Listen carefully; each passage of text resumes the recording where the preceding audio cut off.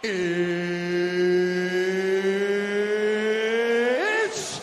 time! Bonjour tout le monde, bienvenue pour ce preview du combat de Ciryl Gane contre Jon Jones, un combat qui va avoir lieu la semaine prochaine, samedi le 4 mars. Vraiment excité, j'ai vraiment hâte. Et aujourd'hui dans cette vidéo-là, je voulais faire un petit preview. Comment je pense que Ciryl Gane pourrait remporter son combat, comment je pense que Jon Jones, pourrait remporter son combat, quelles seraient les clés de la victoire pour les deux combattants. Donc, on va commencer par faire un petit tableau, là, un petit face-à-face. Pour le comparatif, Ciryl Gane a une fiche de 11 victoires, une défaite qu'il a subie tout récemment face à Francis Ngannou. Jon Jones, pour sa part, 26 victoires, une défaite, que ça c'était par disqualification et un combat qui a été sans décision. Ciryl Gane a 32 ans contre 35 ans pour Jon Jones. Les deux font 1m93, 111 kg pour Ciryl Gane contre 115 kg pour Jon Jones. Jon Jones, c'est pas certain que c'est 115 kg, mais ça a été reporté qu'il serait rendu à ce poids-là. Et puis c'est 214,6 cm de portée pour Jon Jones et puis 205,7 cm de portée pour Ciryl Gane. Donc les clés de la victoire pour Ciryl Gane selon moi, c'est de commencer le combat et d'aller avec des leg kicks dans les jambes de Jon Jones. Jon Jones qui s'est jamais combattu contre un combattant qui est aussi lourd que Ciryl Gane et s'est toujours battu dans la catégorie des 205 livres, des light heavyweight. Là, ça va être la première fois que Jon Jones va pouvoir ressentir la puissance d'un gars comme Ciryl Gane, qui est gros comme 250 livres, ou devrais-je dire 111 kilos. Je crois qu'il devrait frapper dans les jambes. Ça va déstabiliser Jon Jones qui, pour sa part, lui aime beaucoup utiliser ses leg kicks. Donc je crois que si Ciryl Gane est capable de commencer le combat avec des leg kicks dans les jambes, ça pourra neutraliser les jambes de Jones, et s'il est capable d'y faire assez mal rapidement dans les jambes, Jones soit capable de sentir la puissance de Gane, je crois que ça pourrait réussir parce que Jones adore sauter partout, Jones adore être spectaculaire dans les airs, puis s'il est capable d'immobiliser sa jambe, Jones sera pas capable d'atteindre son plein potentiel dans ce combat-là. Puis je crois que ça serait plus facile pour Ciryl Gane de soit y aller avec un finish en fin de combat, je dirais pas au début, là, parce que Jones va avoir de l'énergie, mais si il est capable de neutraliser cette jambe-là, peut-être qu'on peut parler d'un troisième round où Jon Jones va commencer à en avoir plein les bras. Mais c'est un peu dur à dire aussi, les clés de la victoire contre Jon Jones, parce qu'il n'y en a pas beaucoup de clés de la victoire contre un gars comme Jon Jones. Jon Jones, c'est selon plusieurs le meilleur de tous les temps. Donc si moi j'avais une stratégie à prendre face à Jon Jones, ça serait d'y aller avec des kicks dans les jambes. Va falloir qu'il soit quand même qu'il fasse attention au takedown aussi, Ciryl, aux amener au sol, puisque Jon Jones, justement, on s'en vient à lui, mais ça risque d'être une de ses clés de la victoire. J'aimerais aussi mentionner que Jon Jones, il va avoir ce qu'on appelle le ring rust. Il va être rouillé en fait. Donc et aussi, si on se fie au dernier combat de Jon Jones, ça n'a pas été des combats qui a été très dominants comme il l'a déjà été dans le passé. C'est des combats qu'on pourrait même dire que selon certaines personnes, ils auraient perdu. Je pense notamment au combat de Dominic Reyes. C'est ça, Ciryl Gane, il va falloir aussi qu'il se fie justement à ce que Jon Jones, ça fait longtemps qu'il s'est pas combattu. C'est peut-être plus le même Jon Jones, on va voir quel genre de Jon Jones qui va sortir ce soir-là. Mais ça veut pas dire qu'il faut qu'il s'entraîne moins fort. Au contraire, il faut qu'il pense dans sa tête que c'est le meilleur de tous les temps qui va se combattre contre lui samedi soir. Donc c'est plus c'est plus un facteur qui va être une des clés de la victoire. C'est pas quelque chose que Ciryl Gane doit penser personnellement. Pour Jones, selon moi, ce qu'il doit faire, c'est de rester à ses habitudes.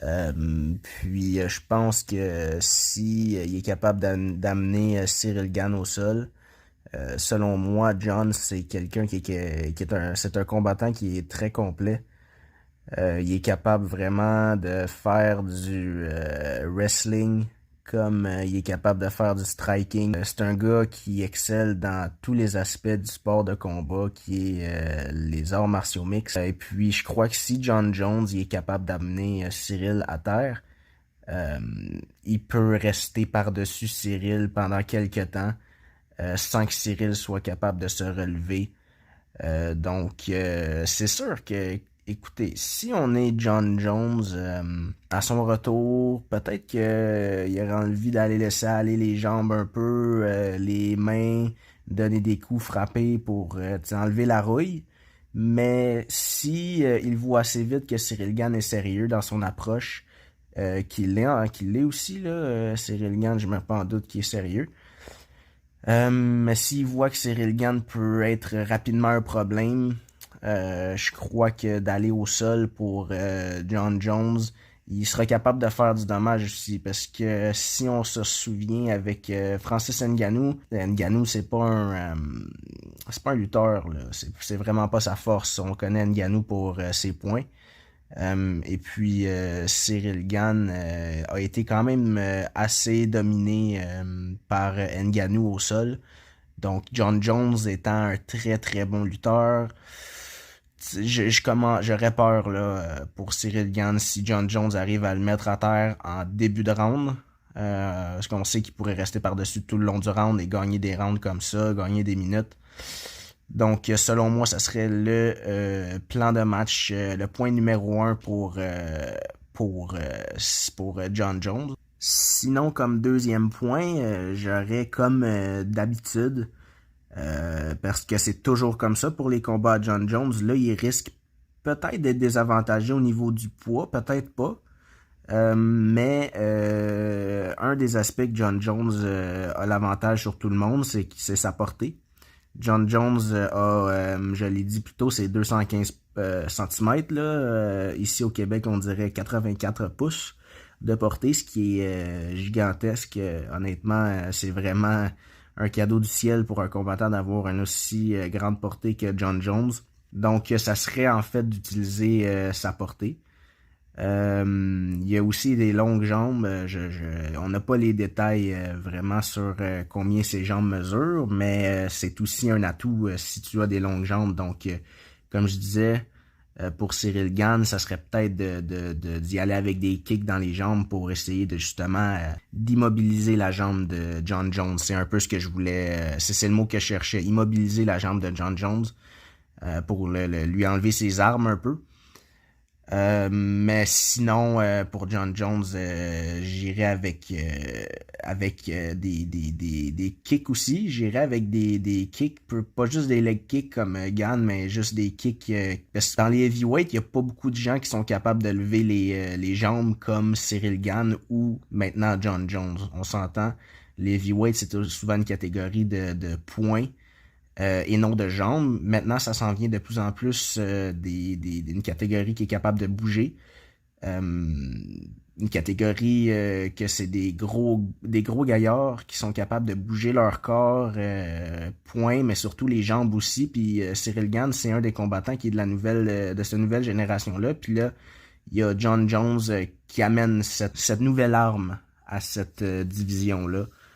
Donc ça serait aussi d'utiliser beaucoup les jambes, parce que je crois pas que Gane a aussi affronté beaucoup de combattants qui savaient autant bien bouger que Jon Jones. En fait, il y en a pas affronté un qui savait bouger autant, mais l'heavyweight bouge pas souvent, fait pas souvent de kicks spectaculaires. Donc c'est ça, c'est quelque chose que Gane va devoir se méfier. Dernière chose pour Jon Jones, ça serait comme clé de la victoire, c'est de profiter que son adversaire, ça soit pas quelqu'un qui ait de l'expérience. C'est-à-dire que d'un côté, Gane, il peut profiter que Jon Jones, ça fait longtemps qu'il ne soit pas combattu. Jon Jones, pour lui, peut profiter du fait que Cyril Gane soit quand même assez nouveau dans l'industrie des arts martiaux mixtes. Lui qui a commencé, je crois, en 2018. Justement, ses premiers combats, c'était ici à Montréal, dans l'organisation du TKO. Donc, je crois que Jon Jones pourrait essayer de prendre avantage du fait que son adversaire, des combats de championnat, c'est son deuxième seulement. Jon Jones en a vécu énormément. Donc, il y aura aussi la pression. C'est-à-dire, je crois pas que Cyril Gane, c'est quelqu'un qui est nerveux de base là, à l'origine, mais c'est quand même la pression est quand même assez sur Cyril Gane aussi. En fait, dans un combat d'aussi grande envergure, il l'a fait avec Ngannou, mais il en a pas fait souvent. John Jones, il en a fait plein. Ah oui, et dernière chose pour John Jones à éviter dans ce combat-là, ça sera d'éviter la piquette. Vous savez qu'est-ce que je veux dire? Les petits produits qui aident à avoir de meilleures performances. Eh bien, il va devoir laisser ça de côté pour ce combat-là. Il faut avoir un combat propre, un combat qui se joue dans les règles de l'art. Merci beaucoup d'avoir été là. J'espère que vous avez apprécié le vidéo. Puis moi, je prends personnellement pour Cyril Gane. J'ai vraiment pas été un fan de John Jones à cause surtout des incidents hors combat. Puis pour tout son historique de dopage, c'est pas quelque chose que j'encourage du tout. Puis Cyril Gane, ben c'est le fun à voir. C'est plaisant de voir un Français aux portes pour être un champion dans la UFC. J'espère que vous avez apprécié et puis on se voit bientôt pour une nouvelle vidéo.